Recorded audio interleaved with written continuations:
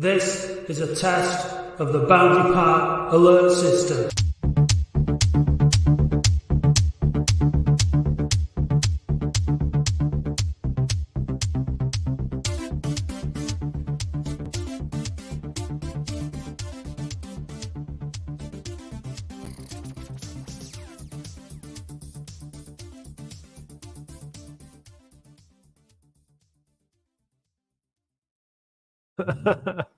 Hello. Hello. Welcome to the Latics Football 14 with me, Matt Dean. And me, sexy Dave Bradley.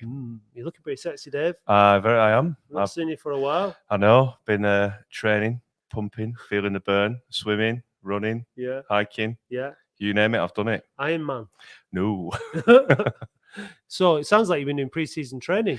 Yeah, I have. I've been deep into the old physical exercise. Have you hit the wall?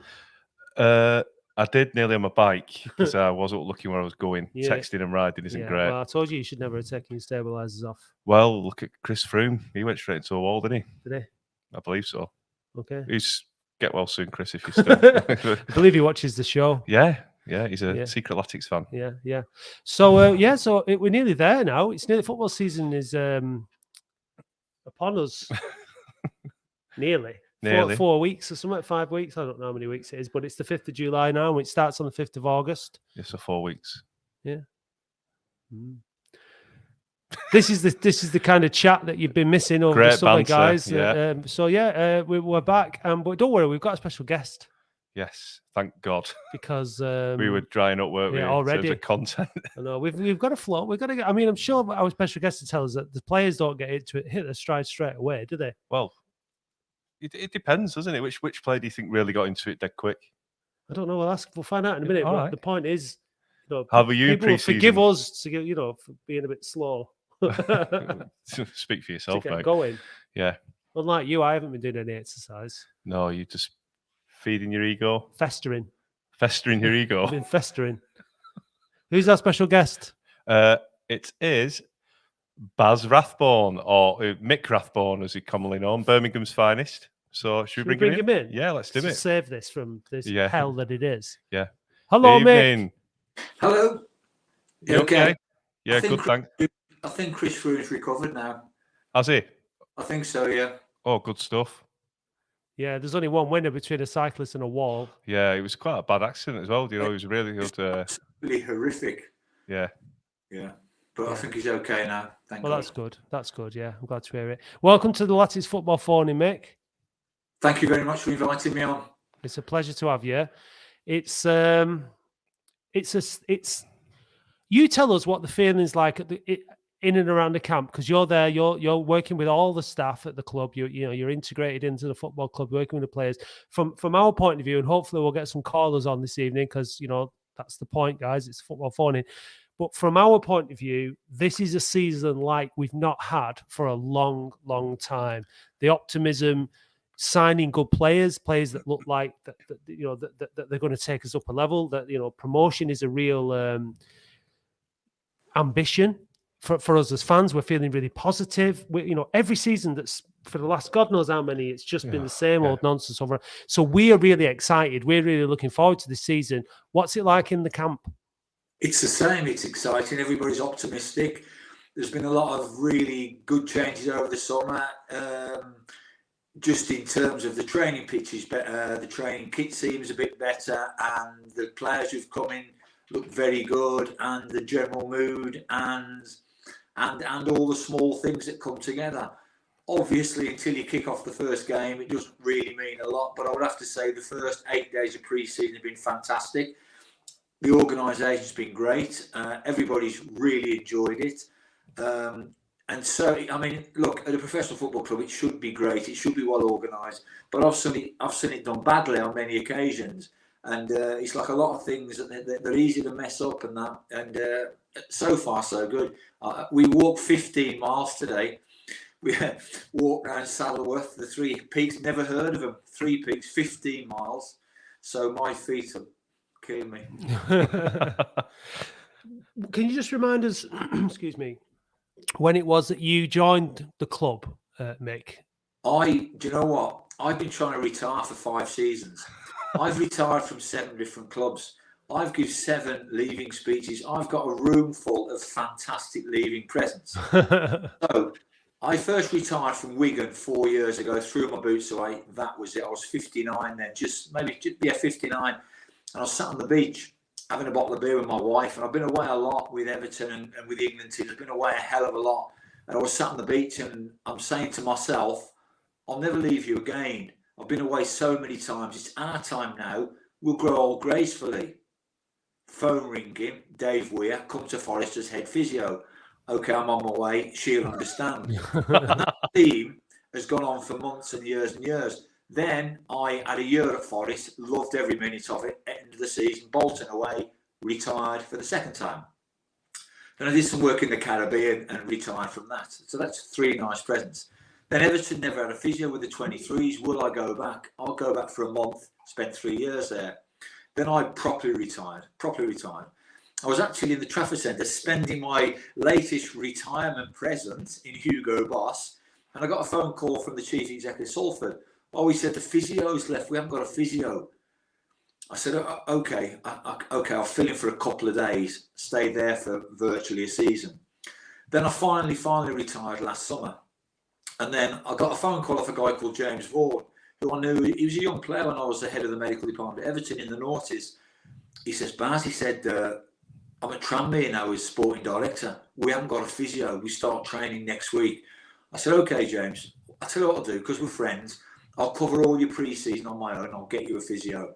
But then Salford's physio left after 5 weeks. Went back to Salford for 5 weeks. But then Accrington never had a physio. I did again. Then Dundee's physio left. I went to Dundee. Anyway, I got back from there in about October, and I kept seeing this missed call. Eventually, I phoned back, and it was David Unsworth, who I hadn't seen for several years, with a new phone number. And he said, Baz, will you come into Oldham? And I said, oh, Dave, I'm 64, I've retired now. He says, come on. He said, you know, we think we're going to do a good job and that. It's going to be tough for the first few months and that. So I said, I tell you what, I'll come in. No contract, just handshake and all that kind of stuff. So you're not stuck with me. That's the main thing and that. So anyway, in answer to your question, that seems like a lifetime ago. I started at Oldham in October. And when I went in, and bearing in mind I've worked at every club in the universe, you get a good idea of where a club is and where the club's heading. And this isn't a criticism of anybody, but this is my experience. And I've seen it a couple of times. I've been ever so lucky as a physio. I've mainly been at successful clubs, and that's luck. So 90% of the time I've been at successful clubs. So I've been very, very lucky. Sometimes you walk into a club that's suffering. And when I walked into Oldham that day, you can feel it in every pore of the place. Can I say that? And in the eyes of everybody, and in the players, and in the graffiti on the wall outside. and I walked in there and I thought, wow, this feels really like it's hurting and it's sad. And I really like Oldham because I played there for Blackburn many times in the 80s. And I'll tell this story. This is how weird football is. On Boxing Day last year, or just about Boxing Day, I was sat in the home team dressing room having a cup of coffee. And it come on Twitter, and that's the home team now, it was the away team. And it come on Twitter 40 years ago today, Oldham 0, Blackburn Rovers 3 on Boxing Day. It was freezing cold. I played in that game. And I remember having a bottle of beer after the game and sitting in that same position because the dressing room's changed over 40 years earlier with a bottle of beer. How weird is that? Anyway, I went in there and I thought, gosh, what a shame, because this is a fantastic football club. We all know that, don't we? It's a big club, obviously, but it's just had a really, really, really rough. Can we say 10 years? Can we say that? Can we say at least? Probably, yeah, at least that, yeah. Maybe fans will say 30 years. My current memory of the demise of Oldham was when my lad played for Rochdale. And on that famous day when we drew at Northampton and went to League Two, my son played in the game when they beat Charlton 1-0 and stayed up. So that's 6 years ago. So maybe the latest difficulties have been like maybe accentuated from that day then. But getting back to your original question, I came in Oldham and I felt straight away, wow, there's a lot more pain ahead here. We're going to have to be strong here and take the pain in that, because like those giant oil tankers that take like 4 hours to turn around direction, I felt this is a big club that's been going in the wrong direction for a long, long period of time. And then I met the owner, and I've seen those things on the telly about when he rode over the ocean. I remember saying to my wife, what an incredible guy. And now I'm with him. And I went to the ground yesterday at 8 o'clock and he had a wheelbarrow around the side of the pitch. And I'm thinking, talk about leading from the top. But anyway, when I got there, I might have even said I hadn't seen Unsworth or Ebra or Jeffers for several years. I maybe even said, wow, this feels poorly. I think it's going to be so tough for the next 4 or 5 months. I think it's going to be really difficult now. And I'm normally wrong, by the way. I am normally wrong. I don't think we're going to see the sun come out, metaphorically, until maybe Feb, March even. And it's tin hats on because there's a lot more hurting to come. So on this one occasion, I was kind of proved right. And it was very, very difficult. And I say, I've been in football now. We're talking about pre-season. Some of the lads were saying, 9th pre-season. I said, yeah, 47th for me. So I've been to many, many clubs in many circumstances. And I say, you get a nose for it. And it seemed poorly. That's an odd word to use, but it just seemed poorly and ill-loved by the previous owners, who I didn't know, but I've heard about all that.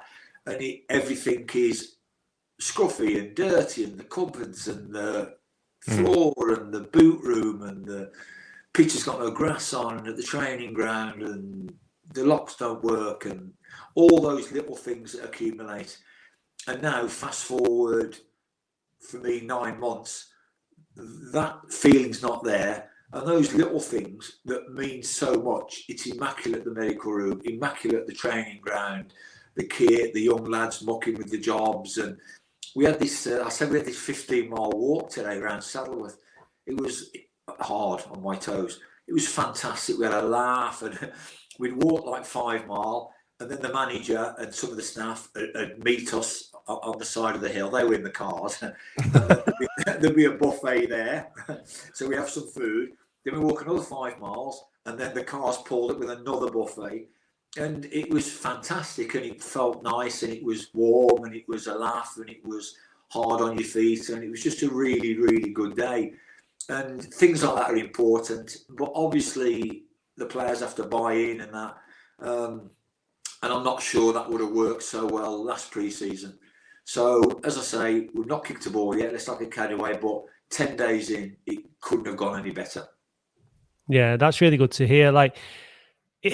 Can you give us a little bit of insight into that transformation? Because I think the word you said about the word poorly, I think that was absolutely the right word to use. The club was sick. Through so much of it, really, a lot of restoration was needed, a lot of repair was needed. But you were in there. I remember speaking to you very briefly. I think I saw you in and around the ground, and I asked you. It was just as our form was starting to turn, but we weren't getting results. And you said, no, things are really starting to improve, but we've got to win games, because that's all that matters until that happens. Then obviously towards the end of the season, that started to click in as well, and the result. So you could obviously see inside that things were going in the right direction. But can you just give us an insight on how impressed have you been? How has it been very quick? To me, it seems to have turned around very quickly from where it was to where it is now, and to where it was towards the end of last season. Do you think it has turned around quite quickly? Is it? How long do these things usually take when a club's in the situation that Oldham's been in? I think all the time, even when I first went and it was poorly, we're using that word, people are already starting to nibble away. So even things like, cleaning the place up and having a different will to be in a nice environment and stuff like that. Obviously, the new owners were investing money, so all of a sudden you can get the pitches better. So it was very, very gradual. I suppose now, if I'll be work tomorrow and we'll be on Little Wembley, which is a really nice surface now with really good training facilities and a good squad of players in really nice kit. I suppose it looks like it's happened overnight, but it's been a slow, gradual. It took a lot of determination. I think, you lead from the top, and the guy who owns the club now, I guess Frank owns the club, the consortium. They lead by example. They're very warm. They're always around the place. I think Darren Royal is accessible. He's always there. He's kind of in the trenches with you. I'm impressed by his determination to do well. There's a real wave of support. It's really so we're walking around the peaks today and there's loads of people shouting good luck, and maybe that's just me to get around the walk without dropping. But a lot of real genuine warmth for the club everywhere you go. And I stop for petrol on the way home, and the woman's an Oldham fan, and you're going to do it. I obviously live in Blackburn and I've never worked for Oldham. I've played there a few times and I've been there as a physio with Preston in the past and different clubs and that. But, you're kind of oblivious to the club. But it really surprised me how big the club is and the support and that. It really, really surprised me. I always had it in my mind that Oldham was, a relative. I don't want to besmirch it because I didn't. The bottom line is I didn't realise what a big club Oldham still is. And when I went to the games, I was amazed by A, the size of the crowds, and B, the passion.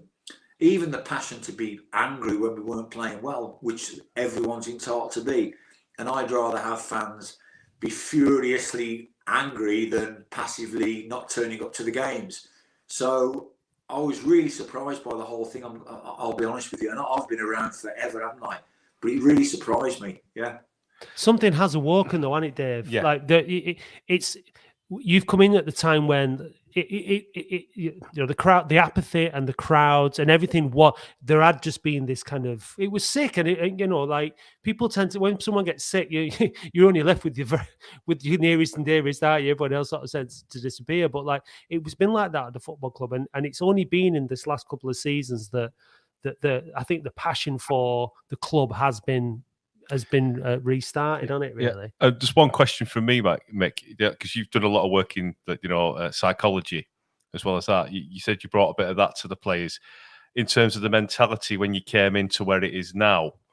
What did you do in the team and the management team do to try and change that? Because it's all well and good saying it's winning games, but there must have been some sort of like dynamic shift in the mindset, and you must have played a strong part in that. I'm taking no credit for that. I'm not a psychologist. I wrote the 2 books that are about, I guess, loosely psychology and that, all we want them to do is enjoy themselves. I wake up every day, God willing tomorrow, the way my feet feel. I wake up and I make the conscious decision to enjoy the day. We do have a choice, by and large. And I go into the club, as do the players and as do the staff, hopefully now. And we decided to give it energy and to be happy and to improve everything. You can only do your best. I've been working now, I'm 64, worked since I was 16, never had a day off hardly. Every single day I do my best. I can't do more than that. If it's not good enough, it's not good enough than that. And we try to say to the players, listen, all we're asking is that you do your best every single day. And that's like stripping it back. It's not a case of sit down, think of a number and what you want to be in 10 years. It's not that. It's just listen. And I think if they see me at the front in the running and enjoying it and standing out in the rain and laughing and being positive, and I see the manager upbeat on a Monday after a bad defeat on a Saturday, and I see the coaches setting up the stuff, and I see Tristan, the sports scientist, and Bex, the amount of work they put in over the weekend, I think it's just that rubs off. I don't think there's any great secrets. I say I'm not a psychologist. I just wrote. No, I know you're not, but you've done a lot of like reading upon it, and you've studied it, haven't you? And obviously, as I think one of your first interviews said it's about doing the physio to help David. But if I could try and help change the mentality, I think that was in one of your first interviews, wasn't it? I think so. Yeah, I think we have to be optimistic, don't we? I mean, as I say, we consciously decided to march in every day with a smile on our faces, and it rubs off on people, doesn't it? It's from the top down, though, isn't it, Mick? Yeah. It's like you were saying before, that care and the joy wasn't there, and now you've got the owner is very much like yourself. Can't retire, can't sit still, always needs to be busy. If he sees a job he's doing, gets on and does it, and that enthusiasm and that work ethic starts to permeate its way through the entire football club. It's massive, and as I say, you cannot fail to be inspired by Frank when he's out there with a wheelbarrow, and he's there all the time. He's such a lovely fella and that, and you see Darren as well, and the coaching staff and that. And I say, if they see you in early or out on the running pitch, joining with the running in the rain at 64, I guess there's no real excuses. And if I'm happy and laughing and telling bad jokes, then I think it does rub off, doesn't it? And that, I guess, is the simplest form of psychology, just to kind of lead from the front, isn't it? So, I say pretty simplistic, really, but let's just try and enjoy ourselves, because, it's a short life, and you can only do your best at the end of the day, can't you? And we want Oldham to do well. We really pray that this is a season for the club, for the fans and everybody and that. But again, we could just do our best. That's all we can do. And if I got, well, I can't be sacked. So I've got like just a no contract. But if it all went wrong tomorrow, I'd shake hands and say I've had the most fabulous 6 months and good luck for the future.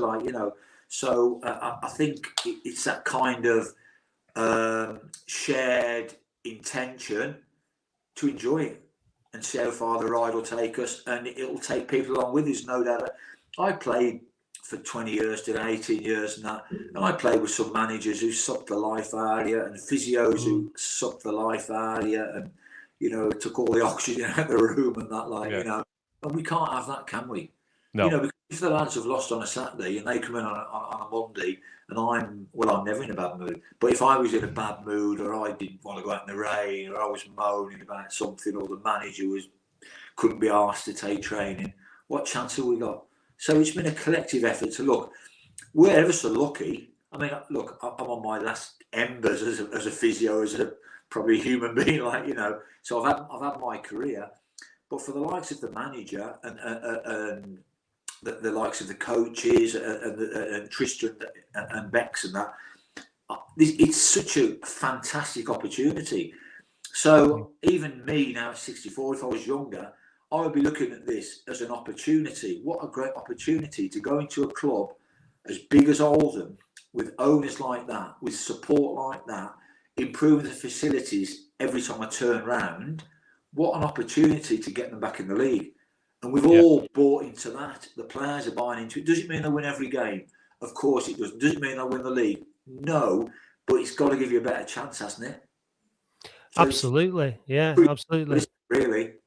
It's very exciting. It really is. Should we get a caller on to ask you a question? Because that's what it's all about. It's the Lads of Football phone. And if you want to ask a question to Mick, give us a shout. Yeah, click the link in Twitter. It's up there. So if you want to join and ask Mick a question, it's also in the comments. I'll post it again before we bring in Ibi. Yeah, who's been waiting patiently. Yeah. Ibi, how you doing, Ibi? Good evening, guys. You all right? Yeah, mate. Good. About you? Did you have a nice summer? Yeah, I hope you guys had a good summer. Hello, Mike. You all right? I'm really good, thanks, mate. I had a great summer because I had a kidney stone, so I couldn't go on holiday. I couldn't go away, so I saved $2,000. So I've been sat in the back garden, mate. The weather's been amazing. Actually, I worked a lot in May because there was a couple of long-term injured at the club. But yeah, I had a great summer. Yeah, that's good to hear. What's your question, Ibi, please? There's not much question because I know about Mike very well, his career, what he's done, and where he's worked, and he's a very respectful person in football. Well, that's very kind. Everywhere I work, I just do my best. I consider myself to be humble. I'm very, very, very lucky. I've had MR on an Everton shirt, a Man U shirt, an England shirt. I've got on an Oldham shirt now, and I'm just as proud as any other clubs. When I go into Starbucks on the way home in my Oldham kit, I'm proud, and I stick my chest out as I get my flat white. Yeah, that's good to hear. I'm very happy with the signings David Unsworth has made. I can't fault him at the moment. No, we've not seen so much of them after 10 days and a lot of running and football too. But in terms of the mentality and how they've incorporated, and they seem to me to be very, very hungry to be a part of it, I would already say they look fantastic signings. Absolutely, and he's got no more excuses, David Unsworth, because he needs to go on a good start. If not, I think the people will start calling for his head again.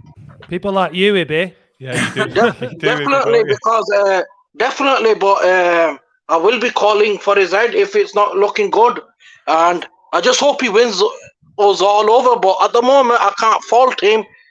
Every single signing he has made has been spot on, and I'm really looking forward to this season because I believe we will be up there with Chesterfield. Yeah. Mick, can you just give us a bit of an, because we've had this on the phone, and I'm sure you don't watch it every week, but if you did, you would have seen the disagree. You know, there's been those of us, and I'll put myself in this camp, who've been trying to be very patient with the fact that there's a lot. We look at the players that started last season compared to the players that finished the season. The players that were started last season and are transferred into this season, it's very, very few. It was I maintain that the signings that were made last season were brought in to try and to keep us in the league and to build on, as opposed to this season they're being brought in to go for promotion. So there were those of us amongst the fan base who were frustrated with David Unsworth last year, and there were those of us who were saying, "Look, he's doing a good job. Just be patient. You can't really judge him and this team as a promotion contending team because there's too much to be done." What's your take on it from, you know, your professional relationship working with him as a manager? You know, I'm sure you're not going to just be as honest as you want to be about the job that's been done and how difficult that job was from, you know, the squad that he inherited and where the club was at. Because I still maintain it was an extremely difficult position for any manager to come into, especially one who hadn't taken that first team responsibility and a club like Oldham in the state it was in. It was new ground for him and his team. And to be fair, to come into the National League as a new manager, without you know, I'm not saying like he's had a lot of under-23s experience and some experience at caretaker level in the Championship and the Premiership level, but to come in as Mick alluded to, is such a big club with such a high expectation, with such a poor health, you know, because we were poor, like you say, poorly. It's a difficult job to come into for anyone, isn't it? You know. Yeah, give us an insight into how he's done and how well he's done in your view. Okay, I first met Dave many years ago. I just went to Everton as head physio in 2002. Dave was still a player. Then he left after a year. Then I went back to the academy 4 years ago. He's head of the academy, won the double that year with the under-23s. What would Dave say about this job? He's a humble guy. He knows he's only just started. Alluding to what Ibi said, he would accept, as any manager would, if you lose too many games, you're going to be out of the job. And if you're not playing well, you'll get loads of stick. We all accept that. I mean, I'm the most inoffensive guy on the planet. But last year, somebody come on Twitter and said, "Get out of our effing club." Now, I had to think what club I was working for at the time. And I thought, God, that's a bit harsh. I am just the physio, like, you know, but maybe I was the only accessible person. But you accept that. But you can't have it both ways, can you? Because if you want passionate fans when you're winning, then the other side of that, losing, then people aren't going to be too pleased with you. So that's fair enough. I think from where I've looked, David came in when it was ever so difficult, almost a hiding to nothing. Round about last Christmas, it weren't great at all. The crowd weren't happy, results weren't good, the team weren't playing particularly well. We got through that. Everybody learns. I'm learning at 64. Probably not to walk around the saddle with 3 pigs again, but we're learning all the time. And he's a young manager. I've got to say, I want to be careful that I'm not kissing his ass, you know what I mean? Mm-hmm. But from what I've seen, he's learning really quick. He's relishing it. He's really enjoying it. Even the dark days when I go and sit with him and no, no, this is for him. He's got his plan. He wants it. He's hungry and that, like, So I'd say he's doing really, really well. And like it's like anything else, clubs that struggle for years and years have manager after manager after manager. And if you lose 10 games on the trot, you're going to be gone, aren't you? Whoever you are, probably Pep Guardiola couldn't lose 10 games on the trot. But that brings its own problems, doesn't it? So then you get a massive turnaround of players. And then I've been to 3 struggling clubs out of the 18 I've worked for, whatever it is. And they all follow the same route of fans hate the owners, underinvestment from the owners, changing managers every 6 months, managers wanting all their own players in. So the clubs I've been at that were struggling, they always have a disparate dressing room. And there's usually 3 factions. There's a new managers, newbies. There's the old managers, recently new players. And then there's the previous managers, and never the twain shall meet. And it's very, very unhealthy. And it's a really difficult situation because if the team keep losing, then of course the manager will get changed. But that, in a way, is probably only making the problem worse, isn't it? Mm. And I heard a lot of people, and listen, I go and watch Rotherham play a lot. My lad plays for Rotherham. And I watch the game and I shout and curse and all that kind of stuff. And, bloody hell, man. After the game, obviously, when you've cooled down and that, you're laughing and you're joking. It's over that. So I, as well as anybody, I'm a fan and we go to the games and stuff like, So I understand that the fans expect wins and stuff like that. Getting back to, if I'm just summing the line, I think David has done really, really well. I think he would say it's been quite a steep learning curve. The players are absolutely behind him. It seems that the hierarchy of the club are absolutely invested in the guy. And I think he's starting to turn the supporters around. So at this moment in time, which at the end of the day is the 5th of July, I'm living in the past. We've done nothing yet except walk 14 miles today and done some training. So it looks great. Everybody's really happy. I say I've done 47 pre-seasons. I kind of get a measure. And I've got to say, apart from me tailing off into the worst running group, unfortunately now, I'm enjoying this as much as I have ever enjoyed a pre-season at any club. So even at 64, I feel that little frisson of excitement as well. So, we're all feeling...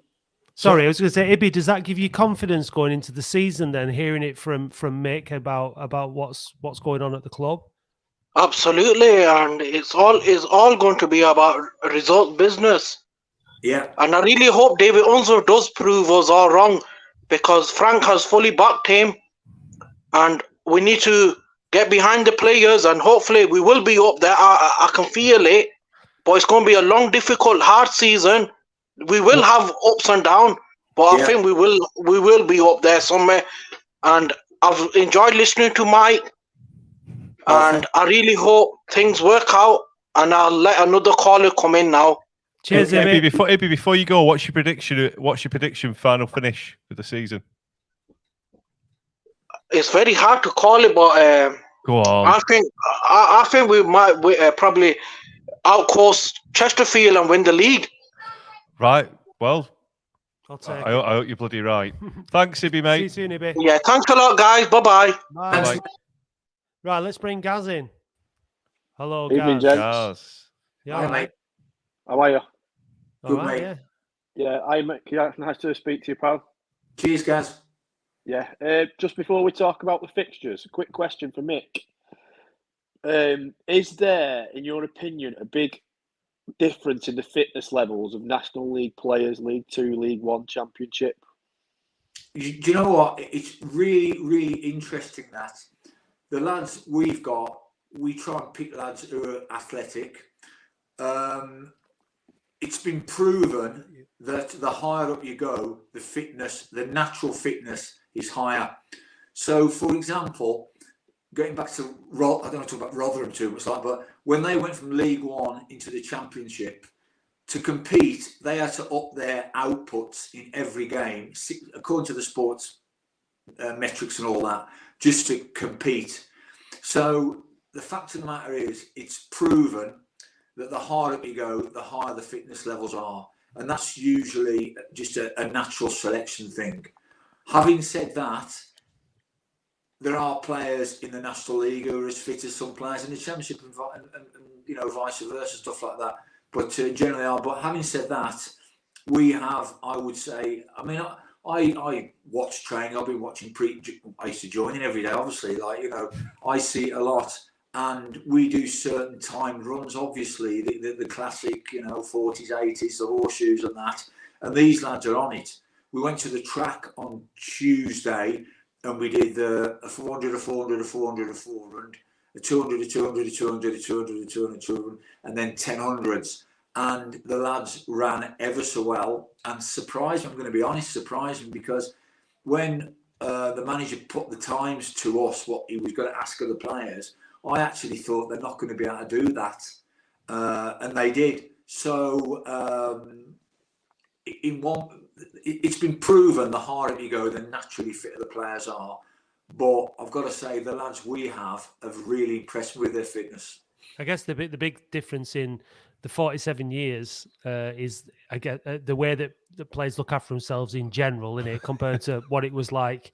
They all look, when you're watching all like the big match revisited and stuff like that on a Saturday afternoon, and you look at these lads now look like athletes much more than footballers in the past. It's like Rush used to have steak and chips before every game, and then Graham Souness put him on pasta, and he didn't score for 3 games, and he went, "I'm going back on steak and chips," and he ended up scoring an hat-trick for the next 2 games, and he just like. That was just the diet. You can't imagine. My first pre-season as a young first-year apprentice at Birmingham, my hometown club, in 1975. So in those days, the break was longer and nobody did any training. The lads would come back on day one. A couple of lads, well-known players, a lot of people wouldn't have heard of them now, but in the day, were literally fat. I remember laughing out loud at a couple of the lads. They come back like senior players, 2 stone overweight. So all we did for the first 2 weeks was round a big park called Oldham Park, right by where Solihull Moors play. All it was cross countries. And the cross country would always start with the senior players coming over to us young lads and say, right, no heroes today, you lads sitting at the back.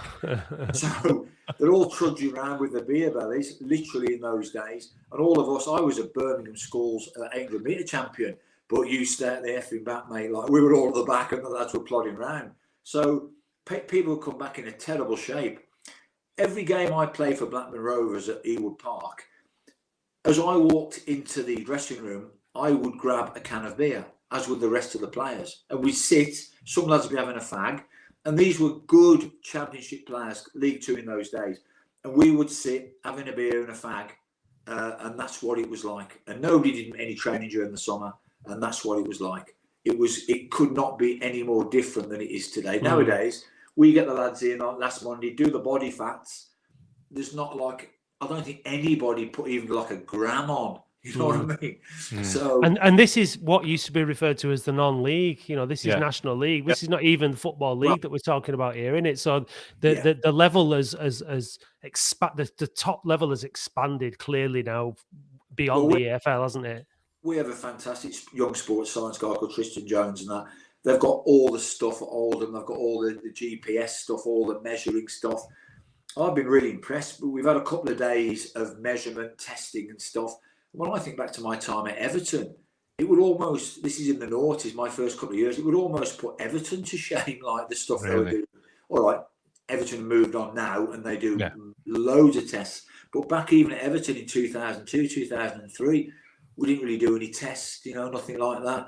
And it's not working that well at Everton, is it? They could do... That's not in the football. But in terms of the sports science, Oldham, I'm really impressed with what they've got on the facility. But again, that requires funding and it requires money in that.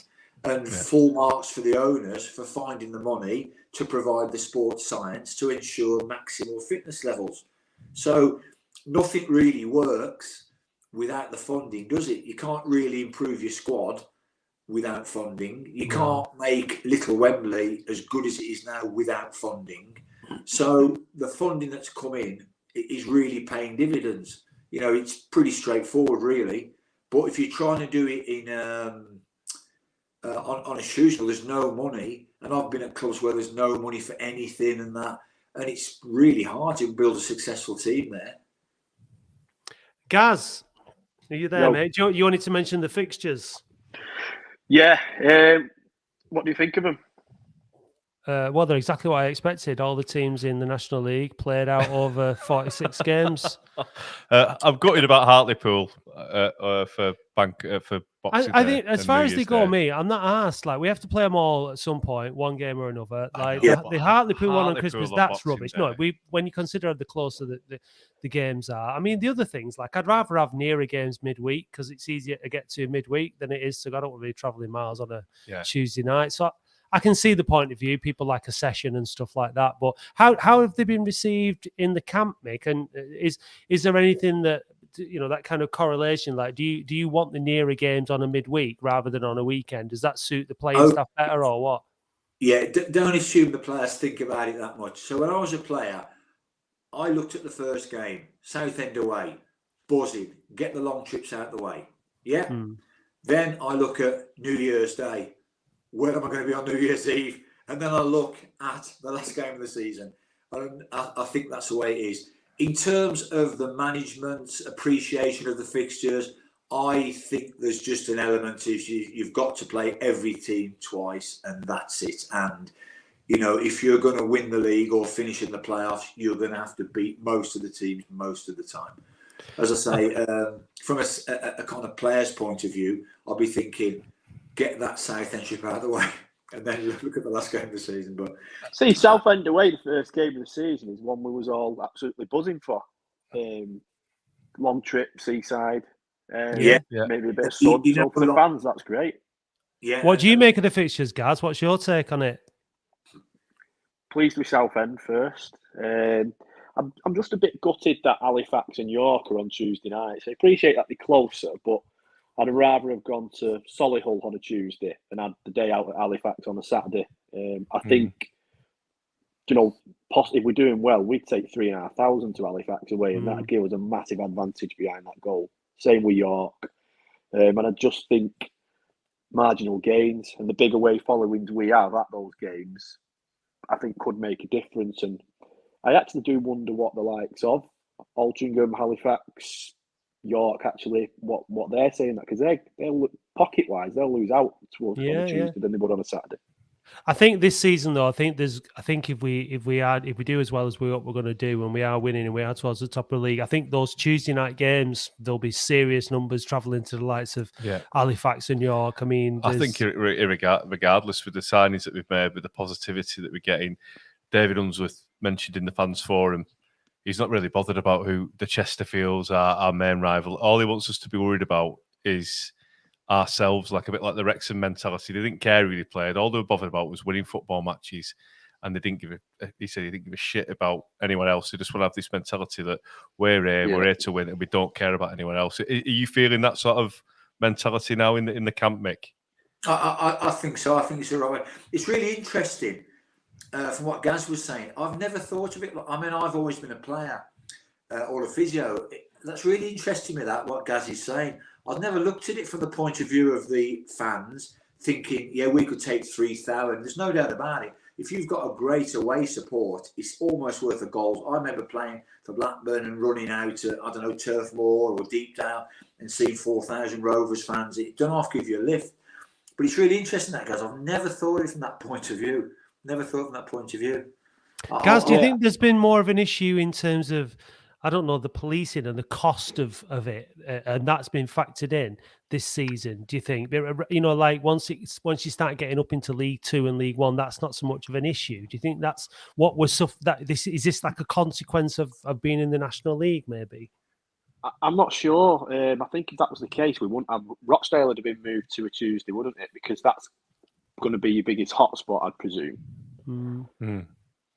Yeah, I'm not sure. But we've got Rochdale on a Saturday and we've got Chesterfield on a Saturday, haven't we? So I'm relieved about that. I mean, Chesterfield, just back to what Mick said, the following at Chesterfield last year was definitely one of the factors in getting them 3 points that day. Oh, yeah.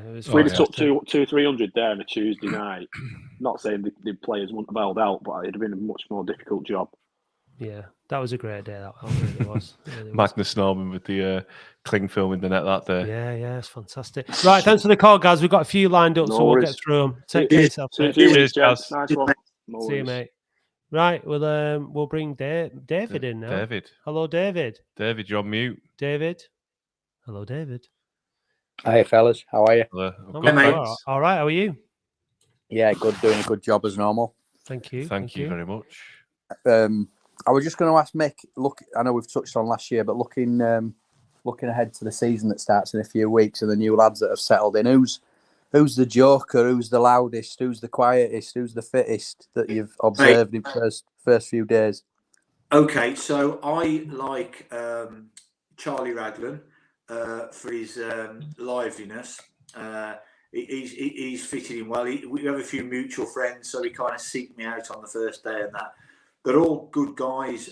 Josh Lundstrom's quiet. They all seem pretty focused. He's pretty quiet. Kurt Willoughby seems pretty quiet as well. Hobbo's pretty quiet. I think when I went to a new club, I was really quiet for a couple of weeks now. I think it's probably quite a good way to be. But there are some lively caddies at the football club, the likes of Fully Fitted Kitchen. That's my nickname for him. And Austin Reed. People who used to buy clothes in the 70s will know Austin Reed. They're a lively couple of lads, and we have a great laugh, and we have a lot of Love Island banter every day. And I've got to say, we've done nothing, have we, yet? But the place is buzzing. We have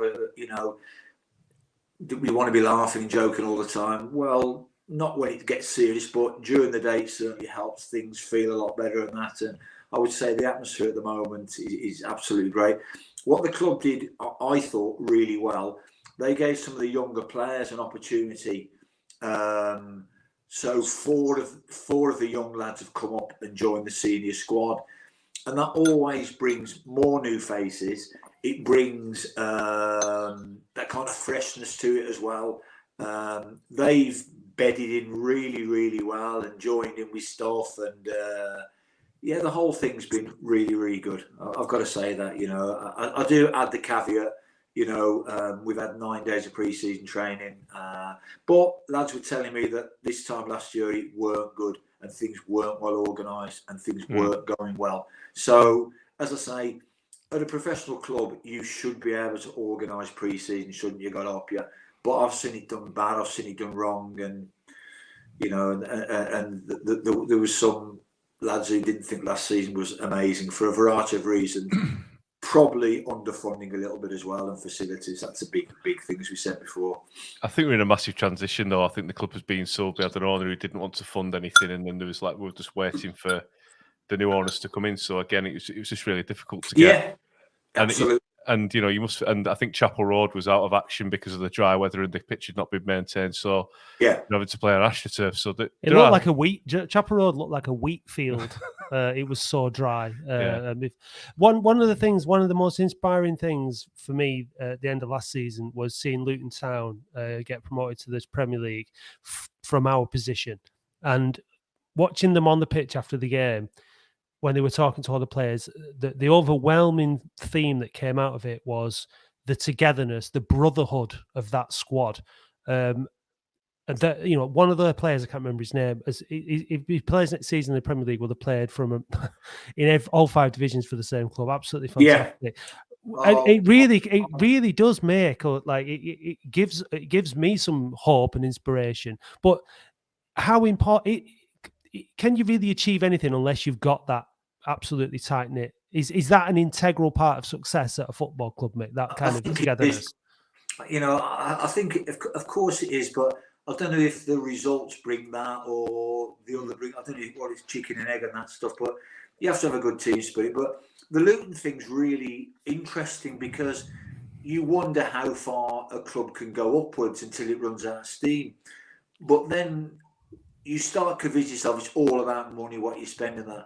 But then you see these notable exceptions: Blackpool 10 years ago going to the Premier League, and Luton going to the Premier League. So it gives you confidence to think, well, why can't Oldham keep going and keep going? So I think that gives everybody that kind of feeling that, you know, if you believe it, it can happen and that.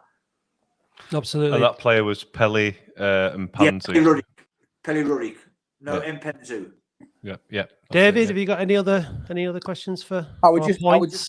just going to ask about just one last point. Yeah, just kind of the formation and the approach in terms of our identity is.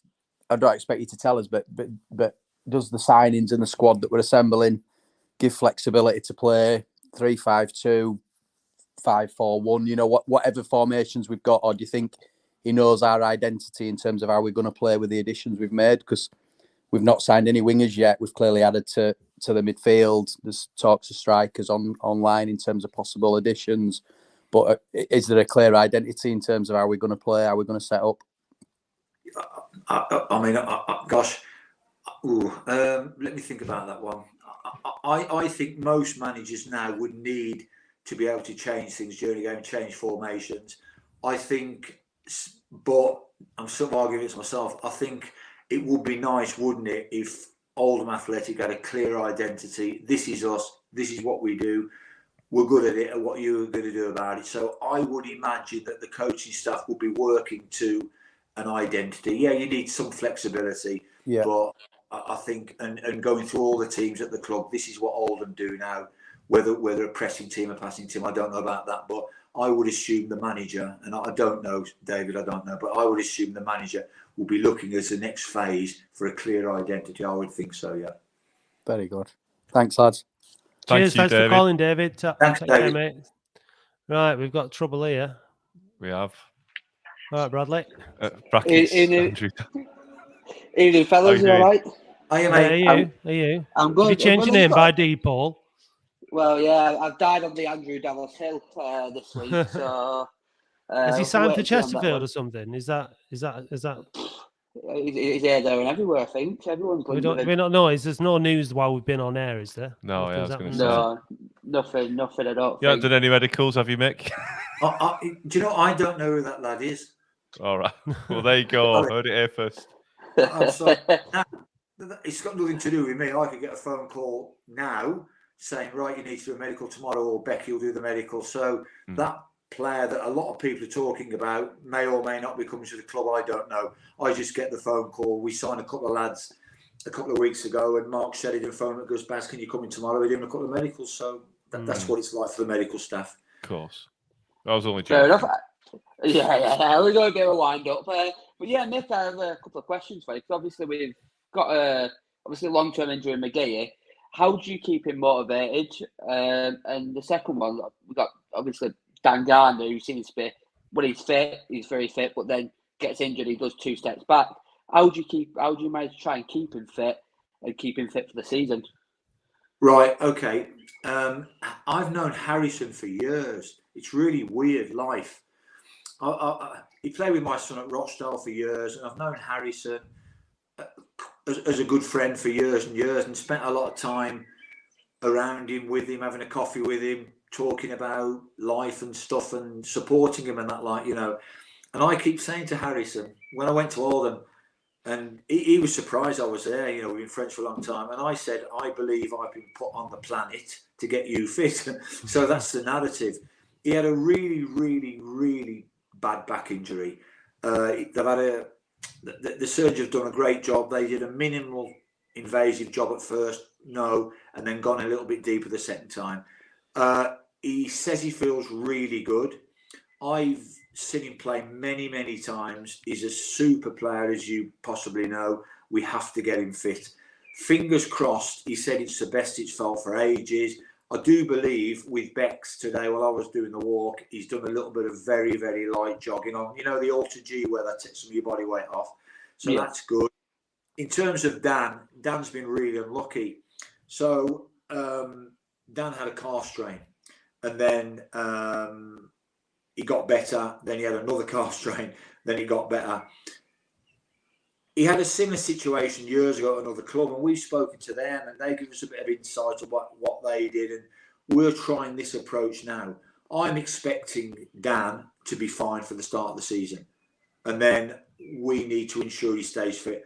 I completely agree. Of all the players at the club, that I've kind of watched every day, and obviously I do all his rehab, running with him, passing with him. He's probably the one who's impressed me the most in terms of his ability. And a couple of games where he played towards the end of the season, I thought he was really, really good. So, yeah, the pressure's on. We need to do our best with those two guys. But they're both doing really, really well at the moment. We're taking a little bit of a kind of longer job because he keeps getting these repeated strains. So rather than just chucking him back in, then it goes again, another one. We're trying to get to the root of the problem and kind of circumnavigate it and have a look. We've got a little bit of time at the moment. And I know Beck's doing a lot of work with him on different things of, I don't know, kind of flexibility and scar tissue, blah, blah, blah, and all that. So fingers crossed, we hope to get him right. But at the moment, he's not back in full training at the moment, but he's not very far away anyway. You know, he's in pretty good headspace as well. Like, so, yeah. I mean, every year, I've been a physio for 30 years. Every year you get loads of injured players. How many days have I sat in a deck chair? How many times have I sat in a deck chair, any football club I've worked for, and there's been no injured players? I bet I could count that on the fingers of one hand in 30 years. Now, that's probably because I'm a really bad physio. But I think most people would say that. Unfortunately, as the game gets quicker, there's injuries at every club. On that same point, I was going to say the last 5 clubs I've worked for, there were loads of injured players. They were injured before I went there, though. So it's so quick, the game. When I played in the 70s and 80s, you could go out and train and literally stand there and watch. Literally. But as the game got faster, you had to train for the game. So now training is very, very exacting. And with the mantra of you play like you train, training is flat out in every aspect. So if we do 7 against 7 tomorrow, you know, it's not back in the 80s down at Witton Park in Blackburn with a couple of lads just stood there with the gloves on, literally not running around. Those days are gone. So injuries, unfortunately, with the best will in the world, are here to stay. It's a lot of different clubs. Every club's got lots of injuries. We've just got those couple at the moment. Harrison, fingers crossed. We've had a couple of false storms. He said he feels pretty good at the moment, and I'm expecting Dan to be back in training sooner rather than later. And it's down to us to try and get to the bottom of these little tiny, minor little strains he gets. But, you know, we do our best in that, and we have good support in that. But sometimes injuries, with the best will in the world, keep occurring. And, you know, like Sir Vincent Kompany had dozens of muscle injuries and that. And at Man City, they must have the best of everything, and they're flying around the world and stuff. And sometimes, you know, with the best will in the world, injuries occur and that. Like, you know, at the moment, we're pretty healthy. Last year, when I came, God, we got to 10. We had 10 injured players. And when you're a physio, I've had this happen a couple of times. What you see in the local paper, the local journalist puts a team down of all the injured players. He gets an 11 up, like, you know. Now, I never injured any players. Well, when I was a player, I did. But when I was a physio, I've never in 30 years ever injured a player. And I've never had a player break down in the rehab and that. But you do kind of carry the pain stroke burden. And every day at 9 o'clock, 9:15, with a variety of managers from Karanka to Moyes to Warburton to Unsworth, I have to go up and give the news. And you're only ever giving bad news. You might be giving some bad news or loads of bad news. But I don't go in and say, he's fit. 27 players are fit. The focus is only on the ones who aren't fit. So you are inevitably every day the harbinger of bad news. And that carries quite a psychological weight over the years. And as I say, on a good day, you've got 1 or 2. On a bad day, you're at bloody double figures, like, you know.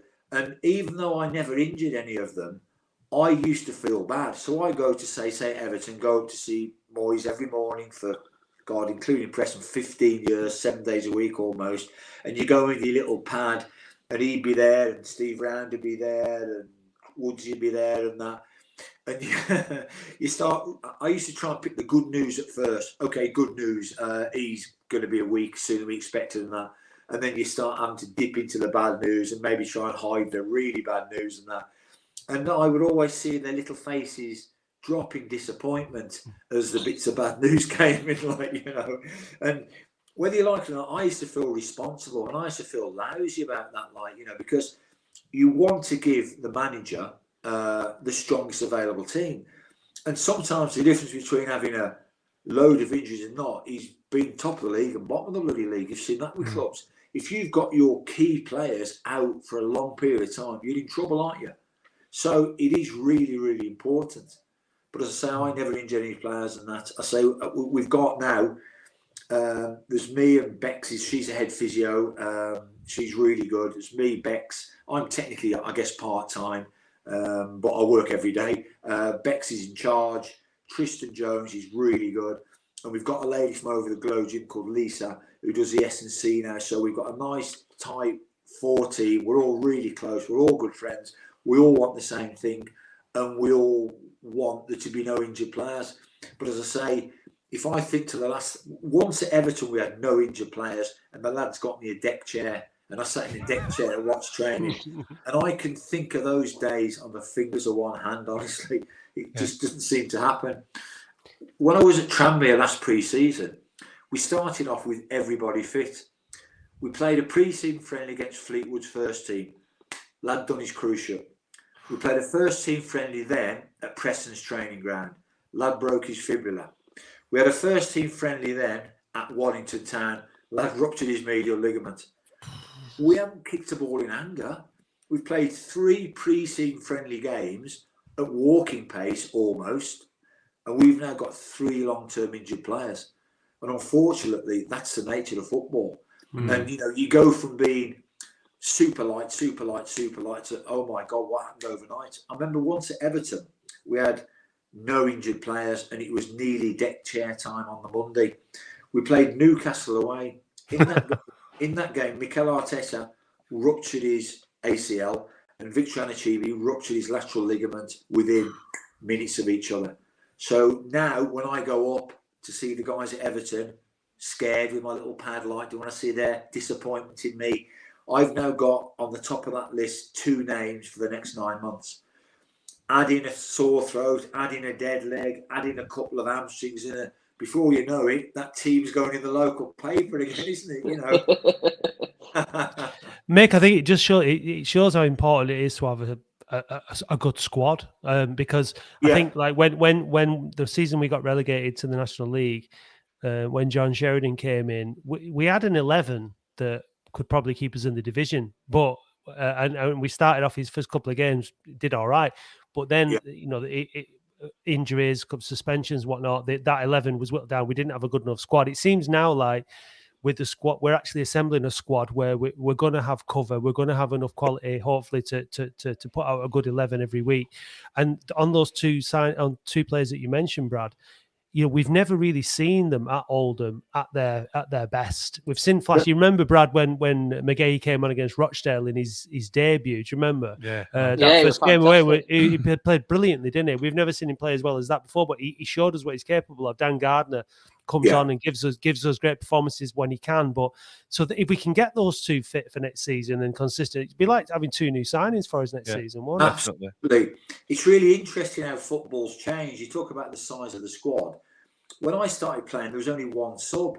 So consequently, you only needed 14 or 15 players. Once somebody sent, I think I was working at Man U at the time. Somebody sent a Blackburn programme for me to sign to Manchester. And it had the team picture on the front.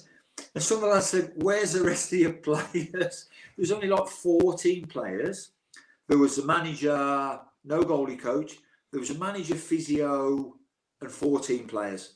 And that was Blackburn Rovers Football Club throughout the 80s. And now when they started going 2 subs, 3 subs, 5 subs, 5 now from 9, 5 from 11 now, I believe, in the Championship. All of a sudden now, it's a cast of thousands, isn't it? Yeah. Sorry. Go on, carry on. Sorry. When I made my debut for Birmingham City, when I was only 17, it was 1976. It was Spurs away on a Tuesday night. And I was really scared. I didn't want to go on. Like, it's so noisy. We were losing 1-0 and that. And I was counting backwards from 5,400, doing well. Got to about 300.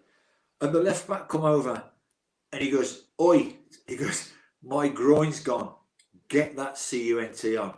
So I looked to my left, the physio. I looked to my right, the manager, a guy called Willie Bell. There were 3 people in that dugout at White Hart Lane. So I thought, well, this one's for you, obviously. So I got up, had to go on and play. So it's incredible how the game's changed. It's incredible how that they kind of cast of thousands. And you wonder now, how do we do without a goalkeeper coach? How do we do without sports scientists, masseurs, analysts? We never used to analyse other teams, did we? We just before we got on the team bus at Blackburn, they put their suspected 11 up and there was no analysis, no games on TV. And the manager, Howard Kendall, early on, then Bob Saxon, would say, "Listen, 11 against 11, need 7 of you to win your personal battles, get on the bus." And that was it. And it was a lot simpler, just a different era.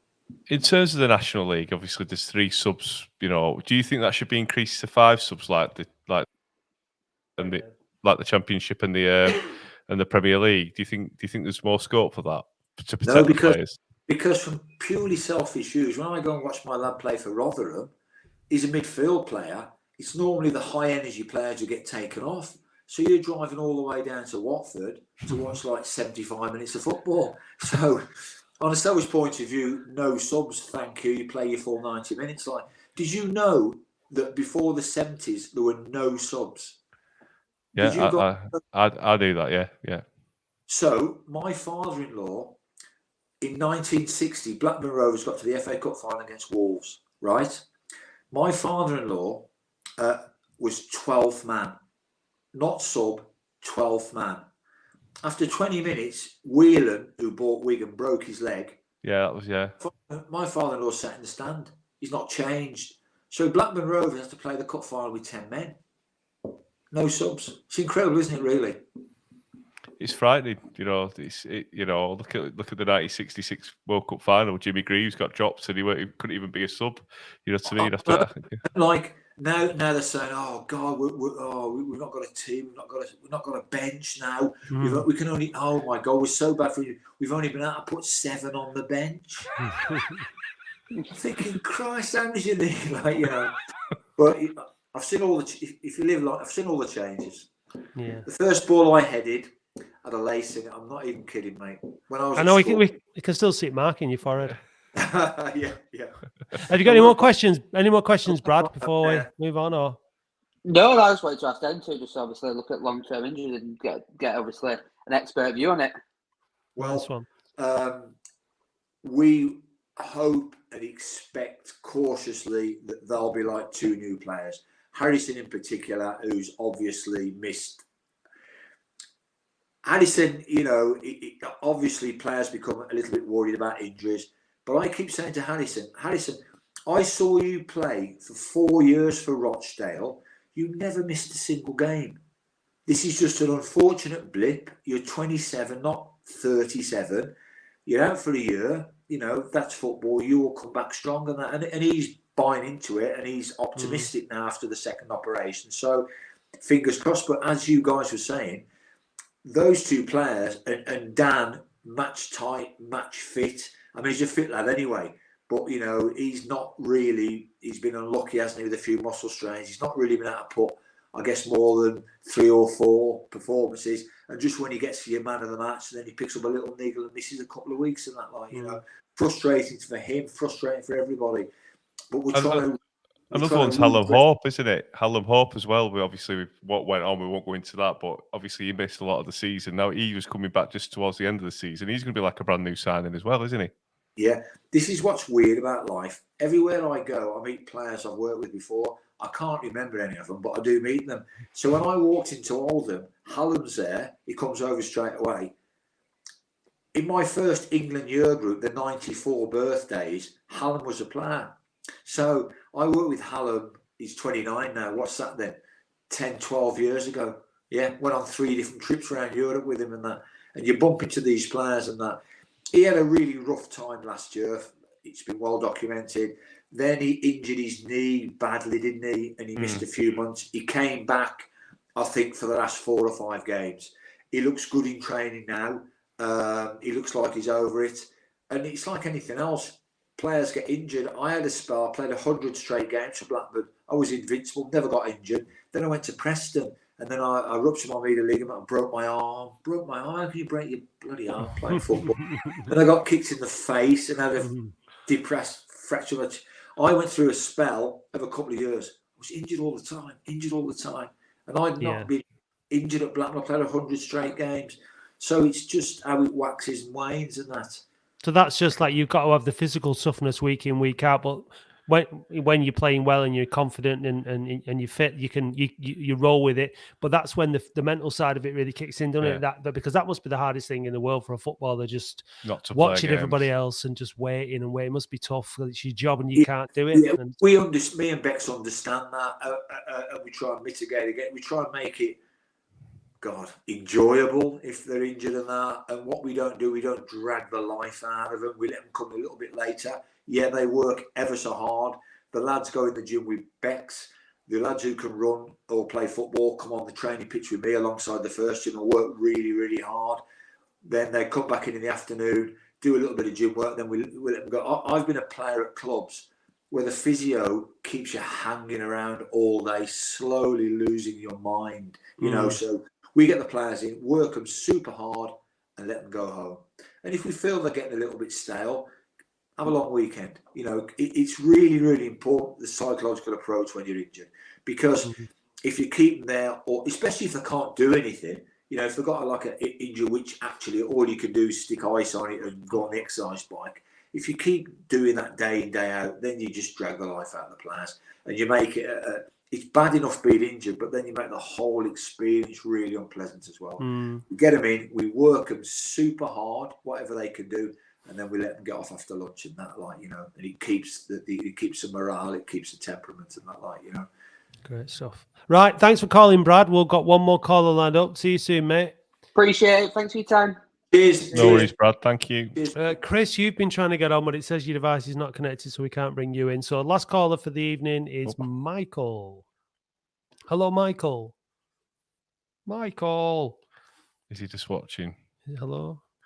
No. Okay. So it turns out that Brad was the last caller. Brad was the last caller. That was really good, Mick. We've really enjoyed talking to you. It'd be some really good insights there. I think, and you've got a big fan in Michael Hickey. I don't know if it's the same Michael. I could leave my wife for Mick. So there you go. If you ever become available, Mick, we'll let Michael know. Take that. Look, I keep. Why do I keep staying in football at 64? Why will I be getting up at 7 o'clock tomorrow and driving to Oldham? It's nice to be asked. I'm humble, I think. And when clubs like Oldham want you, then I'm proud that Oldham would want me. You know, so I want to keep working. I want to do my best. Your reputation's everything. He who steals my wife steals nothing. He steals my good name and all that kind of stuff. Yeah, but I want people to say when I leave, which could be tomorrow if they don't want me anymore, I want to say, yeah, he was a good guy. He worked really hard. He was enthusiastic. I don't necessarily want him to say he was an expert on wrist injuries or ankle injuries. I just want him to say he was a good guy. He was really enthusiastic. He cared and he worked really hard. And that's it. Simple as that. That's all we want, Mick, from everybody at our football club. To be honest with you, you can certainly see it from you. Your passion's there. You know, we want genuine people who work hard and are good for the club. And look, it might seem like a little thing. It might seem like an obvious thing, but as you know, that we weren't getting that. And we've not had that. And so to have lots of characters like that in the club is really heartwarming from our point. I think so. As JFK famously said, ask not what your country can do for you, ask what you can do for your country. And I've seen over the years a lot of people at clubs just taking and that. And it's not right, is it? I think you need to put stuff back. And, you know, I've tried to live my life. It's nice to be important, but it's more important to be nice. That's got me nowhere, unfortunately. But that's always been my mantra. You know, to be hard work.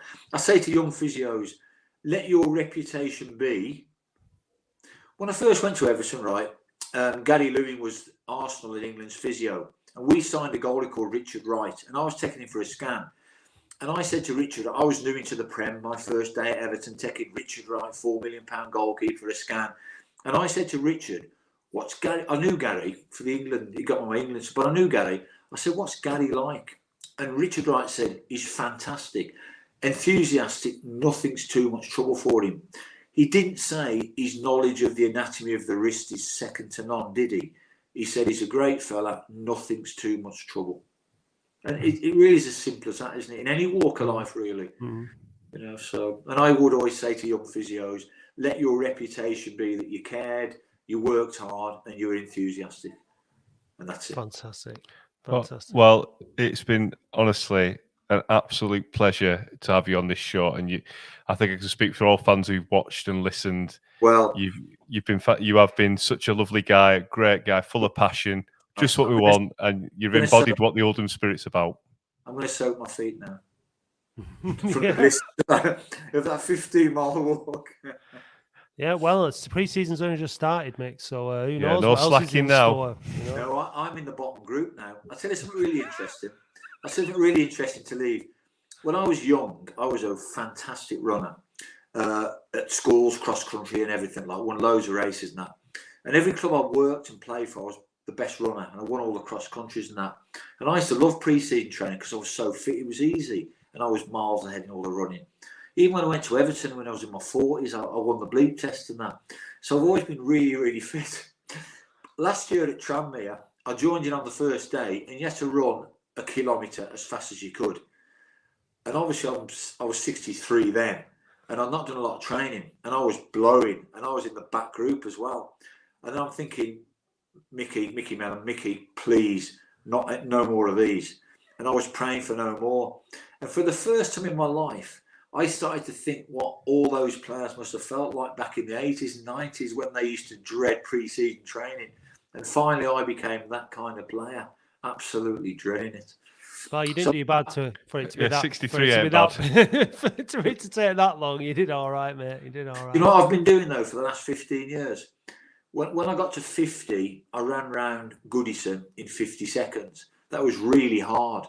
And every year on my birthday, I run round the pitch of the club I'm at in the seconds of my birthday. Piece of cake last year, Chapel, it's quite a small pitch. I whiz round in about 62. Funnily enough, the older I get, the easier it's getting. That extra second. So in November, it'll probably be Chapel, 65 seconds. And I think I'll do that easy. We'll have to come down and get that on video, eh? Yeah, we will. We'll bring the birthday cake. Don't worry, mate. When's your birthday in November, Mick? 6th. Right. Remember the 6th of November. Well, my daughter's the 4th, so that'll be easy enough to remember. Brilliant. Right, we'll wrap it up, Mick. Thank you so much for joining us this evening. It's been a really pleasure. enjoyed it. And just look to the fans and that. You know, we can't guarantee success, but we can guarantee we'll do our best. I promise you I'll do my best for you and that. And I know the staff, and I know the players are up for it and that. You know, football, everyone's competitive. Everyone wants to win the games, don't they? You know, sometimes it's, you know, we're optimistic, we're confident. But as I say, I promise you we'll do our best. And that's it. And if it doesn't work, it doesn't work. But it won't be through lack of trying, that's for sure. Brilliant. You'll do for me, Baz. Cheers, mate. Thanks very much indeed. Guys. All the Bye. best. Cheers, pal. What a guy. Wow. I'm sure he's made loads of fans this evening. Yeah, definitely. Absolutely. What a guy. Brilliant, that, wasn't it? So that's Do you think he's more popular than me and you? Oh, 100%. Yeah, absolutely. Do you? All right. Absolutely, okay, fair enough. Absolutely. We just provide the platform for these people to come on and impress. No, it was brilliant. And, you know, even before we got on air, he was like, can we get you anything? No, just want to do it for the fans, just want to do it for the club. Football man, isn't he? Through and through. And look, I mean, we've been saying it for a while, but the club is chalk and cheese now, in terms of where it was at the start of last season to where we are now. And we're in with we've got a real chance. Let's have a look at this now. You're looking at the comments. Yeah. Look, I mean, they've all been. Yeah, here we go. This is an accurate one. I like this one. Bradley. I'm going to take that for you. He might be the other Bradley, but I think it's No, for you. I think it's for Dave Bradley. hashtag we're coming for you. No, Yeah, it's coming for you. definitely coming Bradley for Knowles. you, yeah. Oops, I didn't mean No, to don't put follow that one up. That's something to do with. Oh, yeah, anyway. see, feel good with Robert Woods. There you go. That's a nice one. Robert Woods, spelled with an R. Woods, not spelled with an R. No, Robert Woods. Oh, yeah, excuse me. Feels good for once. It does, doesn't it? So anyway, we'll be we're not going to be back every week because there's nothing to talk about really apart from speculation transfers. We'll be back the week before or the Wednesday before the season starts on the 5th, and then we'll be back in every week as usual. So really enjoyed that. That's got the juices flowing for the upcoming season. If you're going to hide on Saturday, enjoy the game. If you're not going to hide on Saturday, yeah.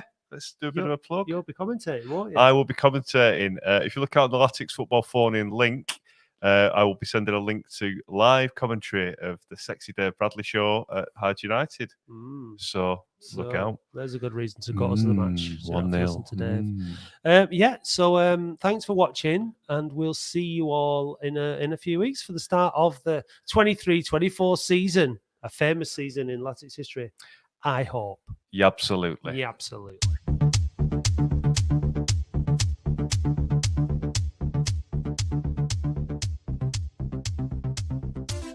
The Boundary Park Alert System is hosted and produced weekly by Matt Dean, Andy Halliwell and Dave Bradley.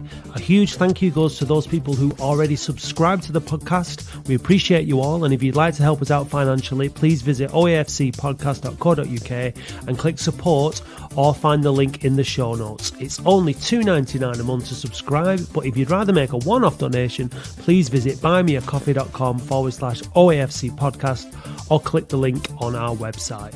Please follow and interact with us on Facebook, Twitter, Instagram and TikTok at OAFC Podcast, and subscribe to youtube.com/@OAFC Podcast, where you will find the Latics Football phone-in with myself and Dave Bradley live every Wednesday from 8:30 p.m.